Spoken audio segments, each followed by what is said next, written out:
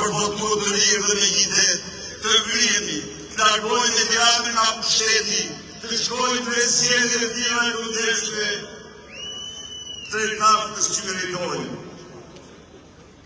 Çdo i që mendon të ndërtojë ëndrrën e jetës tij në vendin e tij, do të duhet të marrë ata në vetë të rrugëve të botës për shkak të narkoregjimit.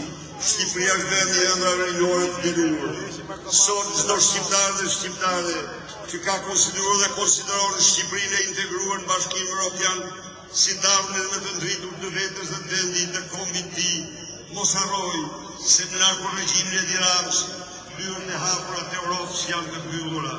Bashkimi Evropian nuk është klubi i hajduve dhe trafikante, por në bashkimi njërë para Allah, para një, i volosëmi, i shtetit i gjohë, dhe e në kjeri në të forë që pozitarë për të regjimi, për të të kryetarë dhe kryetarë të nivellit, që bëjshmiri, jo si i partisë të smadë opozitare, por si kryetarë, si shqiptari, e të shkojnë.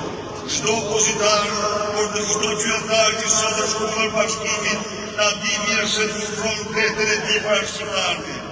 Kur ishte nevoja komunitetit, u bashkuan Amerika me Bashkimin Sovjetik, ndërsa ne shqiptar, opozitar, nuk u bashkohemi dot kundër e Tiranës, ai që mendon se mund të votë nga bashkimi, se votat nuk kanë asnjëherë, përsa Koqi e Tiranës është në pushtet. Por kundërta, nga bashkimi dhe sidomos nga triumfi i bashkimit, largimi i Tiranës, të gjithë fitojnë, jo e të ndërshtojnë votat e secilit, por ato votat do kenë peshën dhe vlerën që meritojnë.